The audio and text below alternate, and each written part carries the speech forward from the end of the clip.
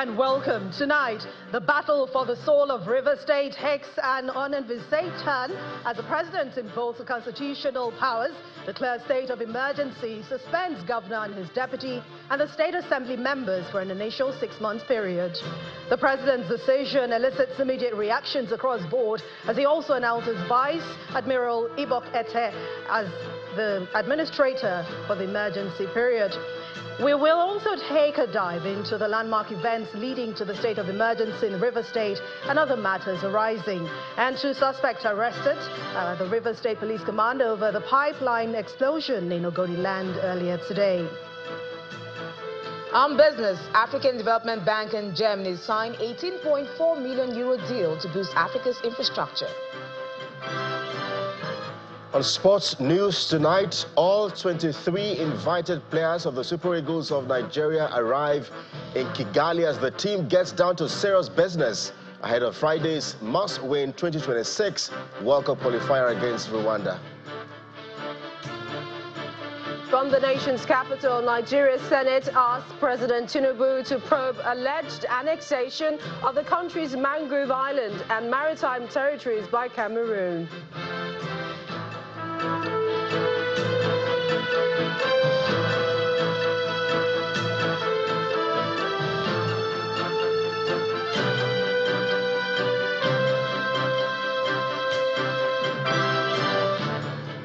We begin tonight with the latest development of the political crisis in River State, as President Bola Tinubu has declared a state of emergency in River State with immediate effect, suspending Governor Siminalayi Fubara, his deputy Professor Ngozi Odu, and all members of the State House of Assembly for an initial period of 6 months. Announcing the declaration in the national state broadcast, the president says that the grave situation in the state could not be allowed to continue and required extraordinary measures to restore good governance, peace, order and security. The president has appointed the former Chief of Naval Staff, retired Vice Admiral Ibok Ete Ibas, to serve as the sole administrator of the state during this period. Our State House correspondent Larry Lasisi reports. The day started with an emergency security meeting at the State House. Service chiefs, led by the Chief of Defense Staff, including the Inspector General of Police, and heads of other security agencies were in attendance. They were later joined by the leadership of the National Assembly. No reason was given for the meeting. The meeting is coming on heels of attacks on pipeline facilities in River State. Fellow Nigerians, later in the day, President Bola Tinubu addressed the nation, focusing on developments in River State. He makes a declaration. It has become inevitably compelling for me to invoke the provision of the Section 305 of the Constitution of the Federal Republic of Nigeria, 1999, as amended, to declare a state of emergency in River State with effect from today, 18th March, year 2025, and I so do. By this declaration, the governor of River State, Mr. Siminalayi Fubara, his deputy, Mrs. Ngozi Odu, and all elected members of the House of Assembly State are hereby suspended for an initial period of 6 months. Before the pronouncement, the president had convened meetings with stakeholders in the state, and the Supreme Court had made a pronouncement on the situation in the state. The president alluded to these events in his speech. Like many of you, I have watched with concern the development, with hope that the parties involved will allow governance to prevail at the soonest. But all that hope borne out without any solution to the crisis. I have made personal interventions between the contending parties for a peaceful resolution of this crisis, but my efforts have been largely ignored by the parties to the crisis. Apart from that, both the House and the governor have not been able to work together. Both of them do not realize that they are in office to work together for the peace and good governance of the state. The latest security report made available to me show that between yesterday and today, there have been disturbing incidents of vandalization of pipelines by some militants without governor taking any action to curtail them. I have, of course, given stand order to the security agencies to ensure safety of lives of good people of Rivers State and the oil pipelines. With all this and many more, no good and responsible president will stand by and allow the grave situation to continue without taking remedial steps prescribed by the Constitution to address the situation in the state, which no doubt requires extraordinary measures to restore good governance, peace, order, and security. The President also appointed an administrator to pilot the affairs of the state. I hereby nominate Vice Admiral Eboket Ibas, retired, as administrator to take charge of the affairs of the state in the interests of the good people of Rivers State. For the avoidance of doubt, this declaration does not affect the judicial arm of Rivers State, which shall continue to function in accordance with their constitutional mandate. The administrator will not make any new laws. He will, however, be free to formulate regulations and may be found necessary to do his job, but such regulations will need to be considered and approved by the Federal Executive Council and promoted by the President for the state. The President made clear that the judicial arm of Rivers State will continue to function in accordance with their constitutional mandate. He also stated his expectation that this intervention will restore peace and order in Rivers State. From the presidential villa, Lanre Lasese, Channels Television News. Shortly after the announcement of the emergency rule in Rivers State, our crew spoke to some residents on the latest development. Our correspondent Deborah Agbalama tells us more. And after the presidential address, which of course follows a lot of news about explosion from Ogoni and Onelga in Rivers State today, as well as other political matters that have been arising, the back and forth with the House of Assembly and the governor, and how it's seeming unresolved, with both parties now, reaching each other through the media, through papers. Well, the news about the state of emergency declared by the president right here on the streets, I did not quite see much disturbances or any kind of rancor. I just saw people clustered, gisting and talking about the matter. And those of them I spoke with, some of them had this gloomy face. They sort of have this uncertainty of what this would mean for Rivers State from tomorrow. They are not sure. But one or two of them did feel like this would bring some sort of calmness to the quality of the state until a better solution is provided. So tomorrow we'll get to know what's next and get more reactions from key players in the governance and leadership of Rivers State. From Odili Road in Port Harcourt, Rivers State, Deborah Abalama reporting for Channels Television News. Oh, we're getting more reactions on the state of emergency declaration in Rivers State. This time it's coming from the governorship candidate of the All Progressives Congress, the APC in Rivers State in the 2023 election, Mr. Tonye Cole. Mr. Tonye Cole explains that the necessary political steps have been necessary to resolve the crisis, warning that without these actions, the conflict will linger. He was a guest on our political program, Politics Today. They've signed that into law, that's going to continue. But what you're going to be seeing now, behind the scenes politically, are three possibilities. The first possibility is that there might be a challenge on the legal aspect of the state of emergency. So some people may go to court and that will just bring things back. The second may be a consolidation of hard positions, as I said earlier on, where people are trying to take advantage of this state of emergency.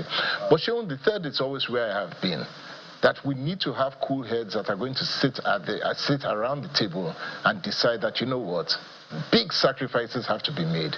This state of emergency is not good for us. It's not good for the state. And coming out of it, whether it's 6 months or 1 year, things have to change drastically.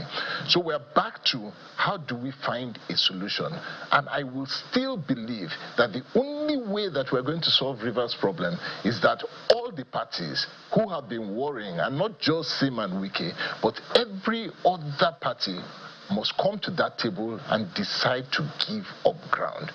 If we don't choose to give ground up, nothing will change. So, big battles ahead.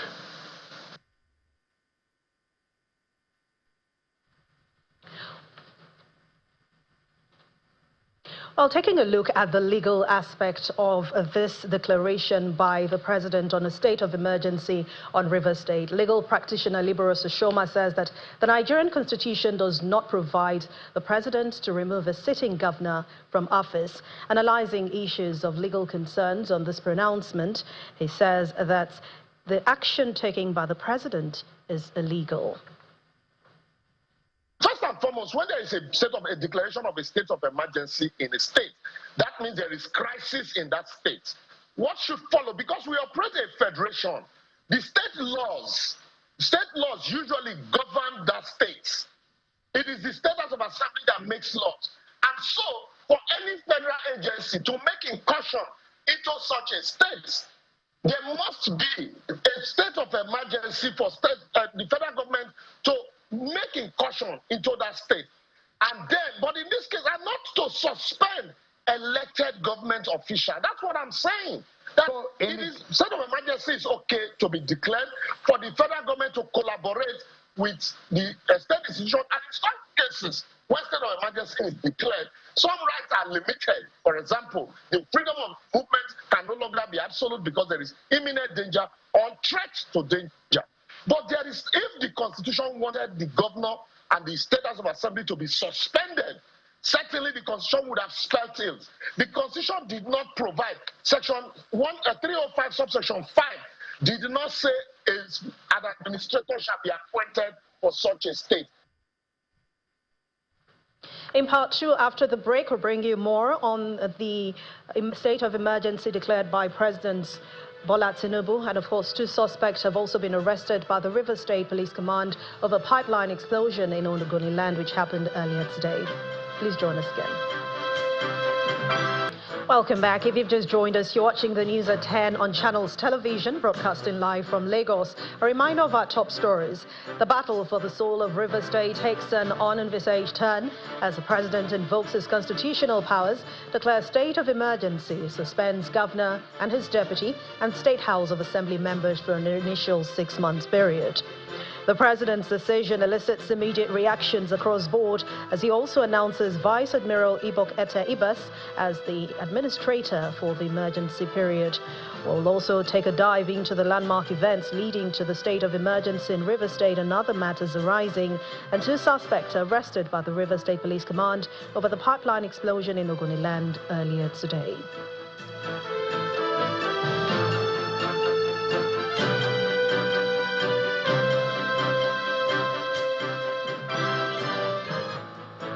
The political crisis in Rivers State has defied all political solutions and intervention by statesmen and stakeholders in the state and the entire country as the 2 political camps stuck to their guns.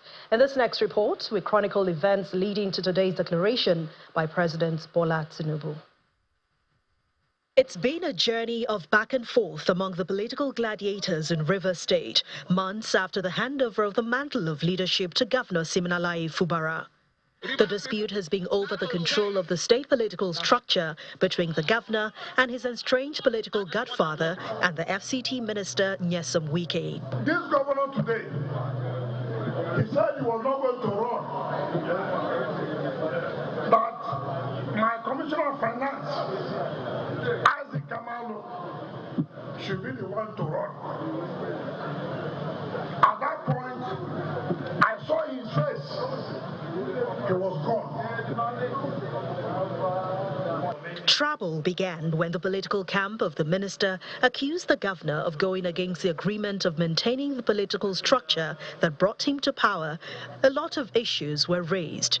Events began to degenerate with threats and counter-threats and lots of political maneuverings. On October the 29th, 2023, the hallowed chamber of the State Assembly was set ablaze by unidentified individuals.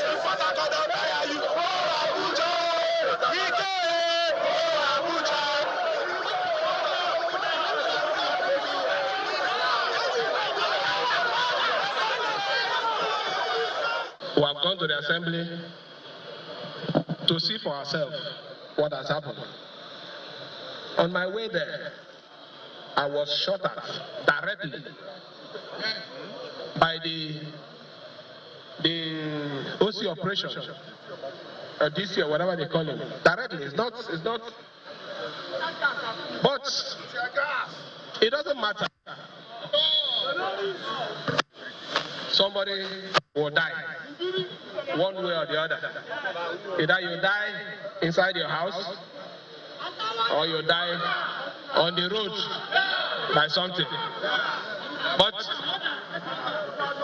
so my journey today is, whatever it is that wants to happen, let it happen. We see a situation where the legislature is being attacked and not allowed to perform. We cannot really understand why our own chamber will be burnt down because somebody does not want this arm of government to survive or to function. This is sad. This is a sad day for Rivers State, and we know that security agencies will certainly do what is necessary to arrest all those who brought this bad news to Rivers State. Subsequently, there was division in the assembly, leading to the emergence of two speakers and talks about 27 lawmakers allegedly defecting to the All Progressives Congress, the APC. This caused a lot of distraction. Honorable Martins, and the Deputy Speaker of the Rivers State House of Assembly, and all the 27 members of the Rivers State House of Assembly, to our great party. The APC is a party for the people. And the governor said he had no choice but to present his budget to a faction of 3 lawmakers. It was litigation upon litigation in the court of law, which climaxed in the Supreme Court judgment on February the 28th, 2025. The justices declared the local government election invalid, requested the governor to represent the budget, and also asked him to recognize the Martin Amewele-led faction of the House. The only thing that we owe these states is peace and development. I am open any day, anytime, for total peace in our state. Because if I have to govern and govern well, there is need for peace. The last 2 weeks have been tensed in the state, with the lawmakers threatening to investigate the chairman of the State Electoral Commission, the chief judge of the state.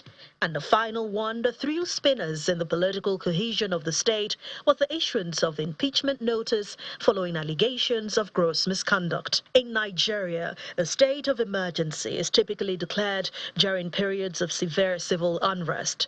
Historically, such declarations have been made in response to terrorist attacks by groups like Boko Haram, particularly in the northeastern states of Borno, Yobe, and Adamawa. For instance, on May the 14th, 2013, former President Goodluck Jonathan declared a state of emergency across 3 regions following escalating violence. Earlier, on December the 31st, 2011, a limited state of emergency was imposed in parts of Yobe, Borno, Plateau, and Niger states, which included the temporary closure of international borders in those areas. Well, in the early hours of today, a pipeline explosion rocked Ogoniland in Rivers State. The explosion affected the Trans-Niger pipeline, part of which runs through Gokana local government area. Though it's not yet clear what could have caused that particular explosion, the Rivers State Police Command says that they have arrested 2 people in connection with the incident, but they're still investigating the matter. Our correspondent Charles Oporum reports. The site of the Trans-Niger pipeline explosion is the boundary between Mogo and Bodo communities, both in Gokana local government area of Rivers State. It's a short trek through the brush to the site where a sticker tape and some traditional pots around are visible, while water can be seen flowing slowly from the dog gutter. The first responder, who is a native of the community, gives his account of what transpired. When I came in, I saw the fire, and the fire I immediately was able to know it came as a result of sabotage. The pipe was dug up, it was cut with a saw, and fire was put to it by a human being. If you look at this place, there was pressure on the pipe. Upon cutting the pipe and getting to the product, it spilled. This spillage rounded all this place you see up to that point where you see a darkening of the green life.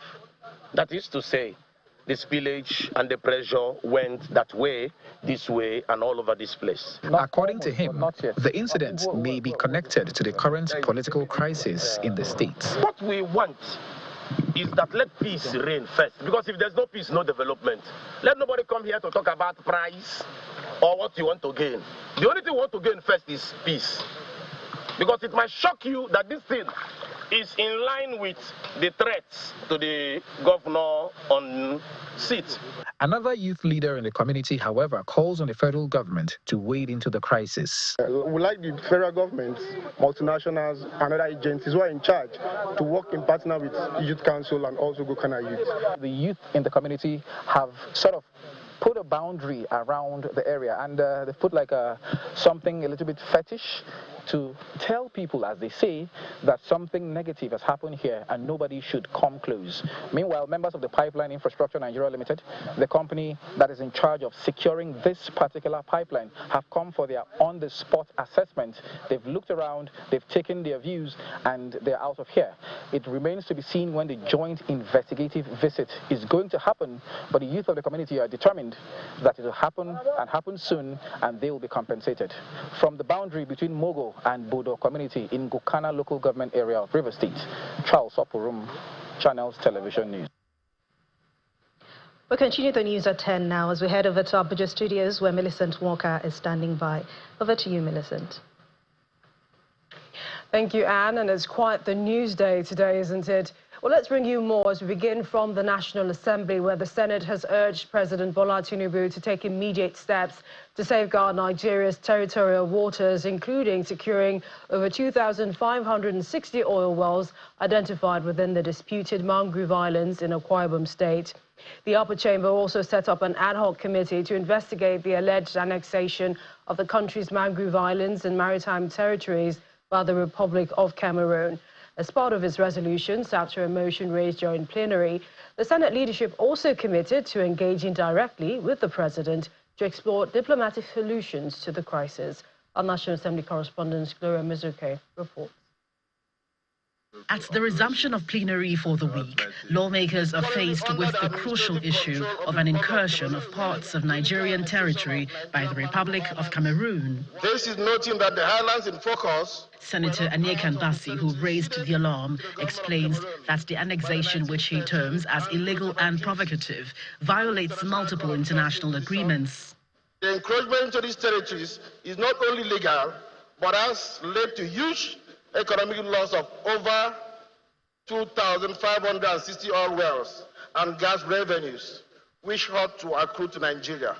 Also, very pathetically, it is a monumental national embarrassment that foreign laws are imposed by the Cameroon gendarmes on Nigerians living in the 16 Nigerian ancestral homes. In a robust debate, lawmakers further expand the scope of the argument before adopting resolutions. The Nigerian government must still show itself as a responsible state power to protect the interests of the communities and the people in Akwa Ibom and across River State, to take up those issues with the international bodies and specifically with the government of Cameroon.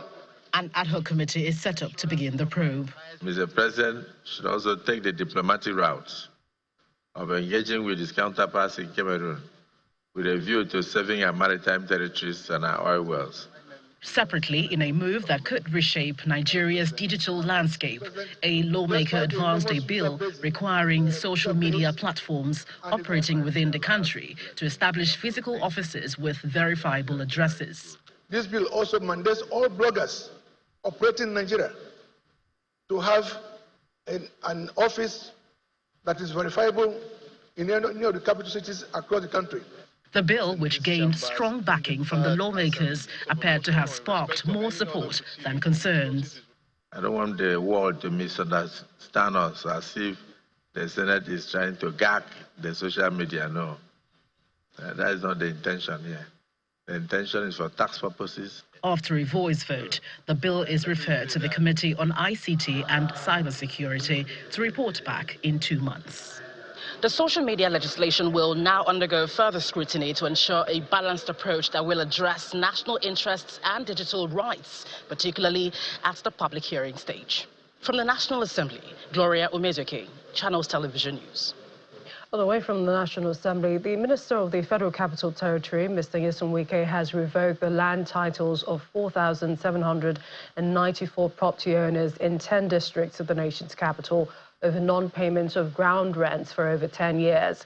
The Senior Special Assistant to the FCT Minister on Public Communications and Social Media, Mr. Larry Olayinka, made this disclosure while briefing journalists. Mr. Larry explained that over 6 billion naira is owed to the FCTA by 8,375 property owners who are yet to pay their ground rent. He also announced the extension of grace period for over 3,500 landowners to pay their outstanding debt or risk revocation. The areas affected include Central Business District, Garki 1 and 2, Wuse 1 and 2, Maitama, Asokoro, and Gusape. Still ahead on the news at 10. African Development Bank and Germany sign a 18.4 million euro deal to boost Africa's infrastructure. That's on Business News. Do join us again. You're watching the news at 10, come to you live from Abuja studios. We head to Kano, where the state government has launched a Ramadan feeding program targeting 3 million people across the state. Governor Abba Yusuf announced this during an inspection of designated centers responsible for preparing the meals. Our correspondent Sadiq Ilyasu has more. In a bid to support the less privileged during Ramadan, Governor Abba Yusuf visited meal preparation centers to ensure proper implementation of the state's feeding program.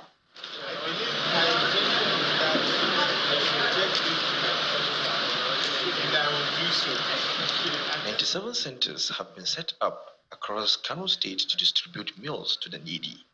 With each center catering to at least 1,000 people daily, the program is expected to benefit 97,000 individuals per day throughout the holy month. Kano belongs to all of us. Other business moguls at the top, at the middle, and even at the bottom should please come to us. Let's join hands again. Let's see how we can assist the vulnerable members of the society. Our doors are always open. We're not asking for a kobo from anybody.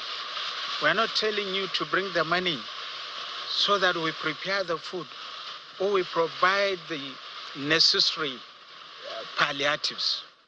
What we are saying is that, come, let's have enabling environment like Dangote is doing.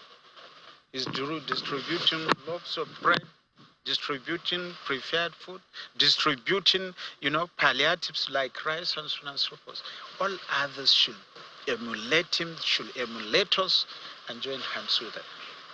With that, I believe will ease the sufferings of the majority of the vulnerable people of the state, especially at this holy month of Ramadan. Ensuring the hygiene and quality of meals is top priority here to safeguard the health of beneficiaries. As I said earlier on, we are feeding 31,000 people every day from different centers. And based on this work, we employed over 250 staff, mainly for this purpose. And alhamdulillah, we don't have much challenges because already we are expert in this field, alhamdulillah. There is rice. water. So I received, this is for 1 person, and each center needs to be 1,000 people. And I have 90 centers, which is also I have 16 centers. I have 7, Sarawa, I have 7. Total 90 centers. This initiative reflects the government's commitment to fighting hunger and providing relief to the less privileged during Ramadan. Well, that's it from our Abuja studios. Anne, it's back to you. Thank you, Millicent.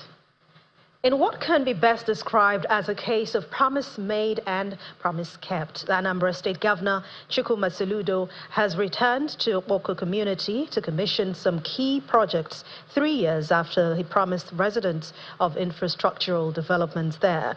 Okpoko community, with an estimated population of about 1 million residents, has been described as the largest urban slum in the southeastern part, but it is now known as the New Haven. It's a triumphant return of some sort for Governor Chukwuma Soludo as the residents of Okpoko troop out to receive him as he comes in the company of his wife, Noye, the Minister of Health, Professor Ali Pate, among other dignitaries for the commissioning of critical infrastructural projects built by the governor following promises he made to them 3 years ago. Okpoko community, now called New Haven, has undergone massive urban regeneration, and the first project to be commissioned is the Mboka Amazu Emekekwe Road that is among the 19.9 kilometers of road completed early this year. To cut this step to the glory of God. The Solution General Hospital is next to be commissioned, and the Commissioner for Health, Dr. Afam Obidike, speaks on how the hospital has impacted the community. We have not just built hospital, because buildings does not make hospital. Mr. Governor employed people here. We have 2 consultants, consultant obstetric and gynecologist and consultant pediatrician. With this area, we are sure that we are going to take care of complications. Then we also have other medical doctors and medical officers, and also other subspecialty, dental section, eye section, that print here. We have not commissioned this hospital, but we have gotten more than 2,000 patients that this hospital has taken care of, and more than 30 deliveries. Governor Soludo recalls that Okpoko was the biggest urban slum in the state, while the health minister expresses joy at the governor's efforts in the health sector. I was sworn in on the 17th of March. That was 3 years yesterday. The next day, the next morning, we started our work here in Okpoko, the biggest urban slum in the southeast, if not in the country. No roads, no water, no electricity, no hospital, nothing. When we came, they didn't have water, isn't it? This hospital didn't, I'm sure you have water here. We have now water scheme. We're going to be commissioning one as well. You have roads, over 15 kilometers now completed, and still many more ongoing.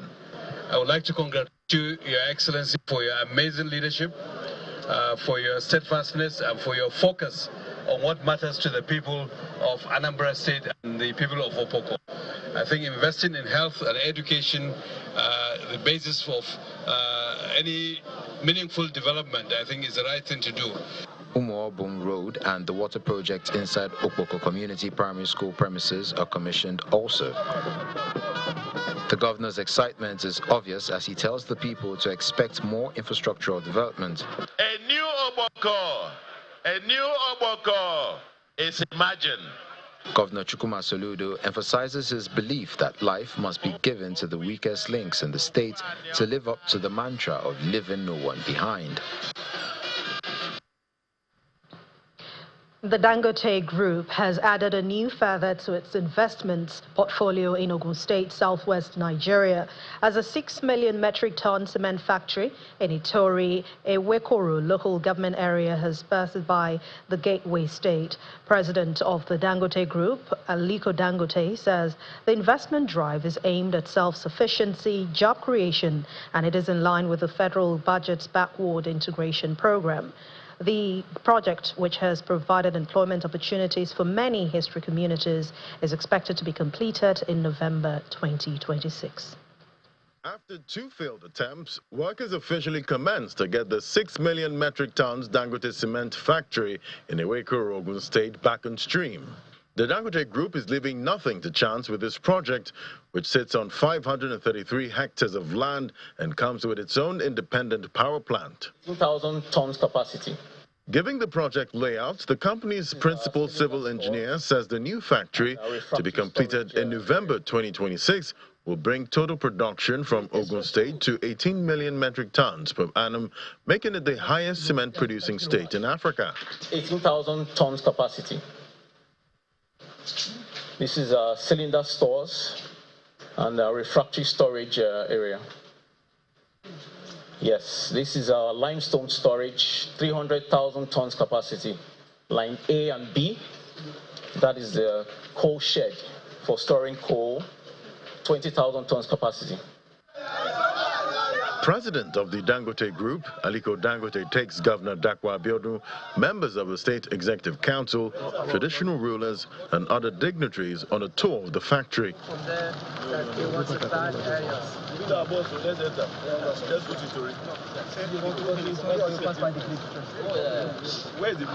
He thanks the state government for creating the opportunity to invest and for providing the necessary leadership, ensuring the dream becomes a reality. This factory is going to create a lot of jobs because we have not only the factory, we have the mines, then we have power plant, and we hope before even November, while you are still in office, you will commission this plant by the grace of God.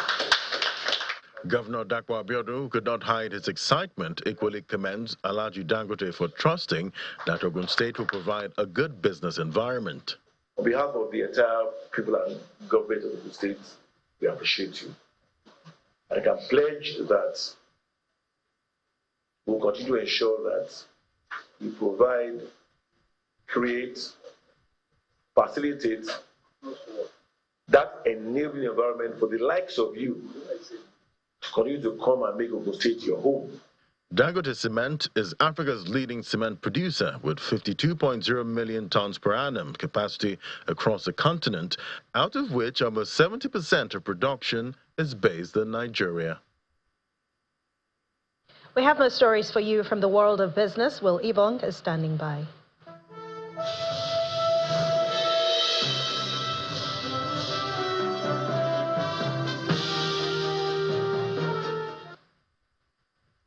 Thank you, Anne. Now, the African Development Bank and Germany's KfW have signed an 18.4 million euro financing agreement to support the NEPAD infrastructure project preparation facility. The funding will boost infrastructure development in Africa, focusing on climate change, gender, regional integration, and the African Continental Free Trade Area. Signed in Abidjan, the agreement strengthens a long-standing partnership, ensuring more transformational infrastructure projects are prepared for investments. Now let's check out the domestic stock market. We dive deeper into negative territory for a second trading day. Ladi Williams has the details.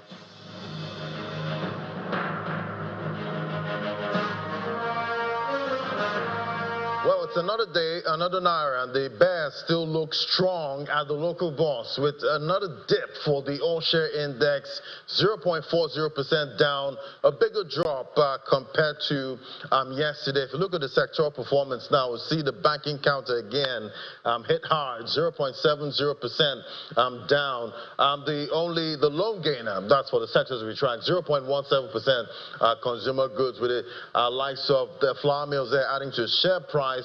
Propping up that counter. Oil and gas, that's a marginal drop, about 6 basis points. And now we see the big market mover there, Bois Cement.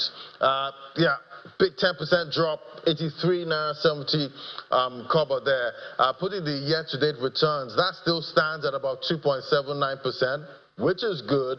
But the month of March, the bear marches strong.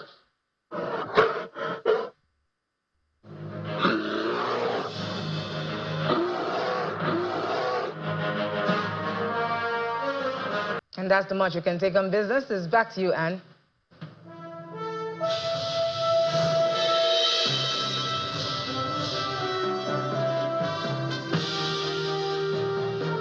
Thank you, Will. Outside our shores, the Russian President Vladimir Putin has agreed to halt strikes on Ukraine energy targets for a period of 30 days. And that's following a phone conversation with U.S. President Donald Trump today. Hey, Simon Pusey with more on this and international news in Around the World in 5. Good evening and welcome to the channel's studios here in London with your international news around the world in 5. The Kremlin says President Putin supports Mr. Trump's idea for Ukraine and Russia to stop attacking energy infrastructure for 30 days. Fresh Ukraine talks will begin in the Middle East immediately, the White House says, following a 90-minute call between Donald Trump and Vladimir Putin. According to the White House's statement, they agreed to technical negotiations on implementation of a maritime ceasefire in the Black Sea, a full ceasefire, and a permanent peace. The Kremlin says the two presidents had a frank exchange of opinions and agreed to stay in touch.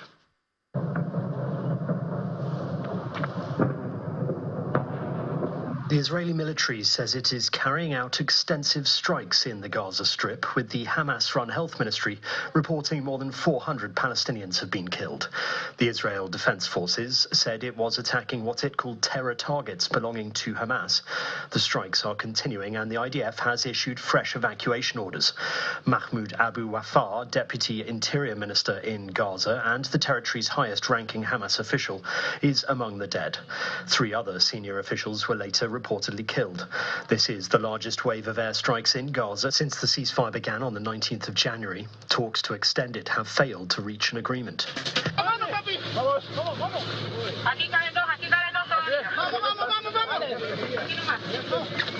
At least 12 people have been killed after a plane crashed off the Caribbean coast of Honduras. The aircraft, operated by Honduran airline Lansar, crashed into the sea within a minute of takeoff from the island of Roatan. The Honduran National Police and Fire Department separately said 5 people had been rescued, while 1 person is yet to be found. The cause of the crash is not yet known, but Rotan's mayor told local media it wasn't because of the weather, which was normal. The Honduran Civil Aeronautics Agency said an investigation is underway. German lawmakers have voted to allow a huge increase in defence and infrastructure spending, a seismic shift for the country that could reshape European defence. A 2/3 majority of Bundestag parliamentarians required for the change approved the vote on Tuesday. The law will exempt spending on defence and security from Germany's strict debt rules and create a €500 billion infrastructure fund. This vote is a historic move for traditionally debt-shy Germany and could be hugely significant for Europe as Russia's full-scale invasion of Ukraine grinds on. Why are you slashing support for the most vulnerable? The Work and Pensions Secretary in the UK has set out plans to fix what she has called the broken benefit system and tackle those who depend on welfare. Liz Kendall said the changes would create a more proactive pro-work system for those who can work while protecting those who cannot. Eligibility for disability payments will be restricted to those with the greatest need, and the test to qualify for the extra universal credit payment for health conditions will be replaced. It is expected to reduce benefit spending by more than £5 billion a year by 2029. Millions of people who could work, trapped on benefits, denied the income, hope, dignity and self-respect that we know good work brings. And taxpayers paying millions more on the costs of failure. We will scrap the WCA in 2028. In future, extra financial support for health conditions in universal credit will be available solely through the PIP assessment. So extra income is based on the impact of someone's health condition or disability, not on their capacity to work. And undocking confirmed. And after an epic 9 months in space, NASA astronauts Butch Wilmore and Sonny Williams are finally on their way home. Sonny Williams and Butch Wilmore begin their belated trip home. Separation confirmed. They undocked from the ISS at 5:05 in the morning on Tuesday. Their stay on the International Space Station was only supposed to last 8 days, but their mission was dramatically extended after the spacecraft that they arrived on suffered technical problems.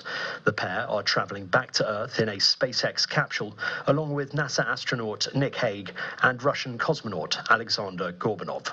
And that's your international news around the world in 5. Now back to the channel's studios in Lagos.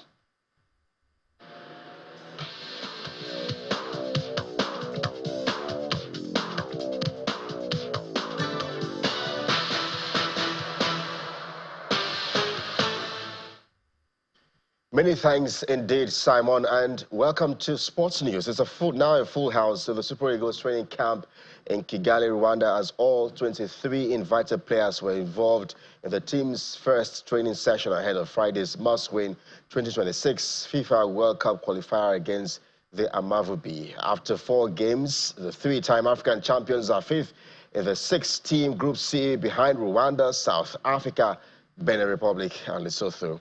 The team must now beat Rwanda at the Stade Amahoro in Kigali to boost their hopes of securing a ticket from the group, after which they will head to Akwa Ibom State here in Nigeria for the clash against Zimbabwe. Rangers International urged Kano Pillars 1-0 in the 2025 President's Federation Cup to progress to the round of 32 earlier today. Chidozie Okore's second-half strike proved to be the winner of this for his side in a keenly contested tie played in the nation's capital, Abuja. More games will be decided this Wednesday across the countries. The country's club sides seek passage to the next round in the country's oldest club competition.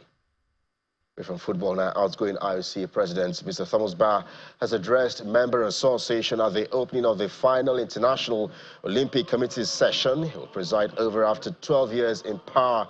Earlier today, his final speech focused on how peace is the essence of the Olympics, but also how fragile it is. The 7 candidates vying to succeed the 71-year-old German as IOC president on Thursday, where the audience gathered in the markers. The rain poured at Olympia, the birthplace of the Olympics. In a very hostile geopolitical environment, with nationalism and militarism on the rise, Coubertin managed to establish Olympic Games that brought together athletes from nations that were politically sworn enemies. Then, as now, the athletes were ambassadors of peace. Then, as now, the idea of promoting peace through sport was in stark contrast to the prevailing zeitgeist. IOC President Mr. Thomas Barr. Well, away from the IOC in tennis, world number 1 Yannick Sinner will play the ATP tournaments in Hamburg from May 18th to 24th after his doping ban ends the build-up to the French Open. The 23-year-old agreed to a 3-month ban in February after admitting partial responsibility for team mistakes, which led to him twice testing positive for traces of a banned substance in March 2024. The reigning US Open and Australian Open champion suspension ends on May 4th, allowing him to return in time for the French Open, the second Grand Slam event of the year. With that sports, I am Kelly. Again, guys, back to Anne.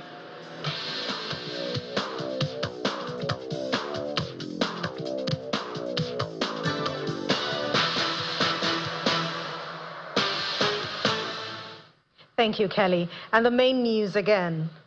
The battle for the soul of River State today took an unenvisaged turn as the president invoked his constitutional powers to declare a state of emergency in the state. The president also suspended the state governor, his deputy, and state assembly members for an initial period of 6 months. And as expected, the president's decision elicited immediate reactions across board as he also announced Vice Admiral Ibok Ete Ibas as the administrator for the period of emergency. That's the news at 10 tonight. Thank you so much for watching. I'm Anne Mwawade. Good night and stay safe.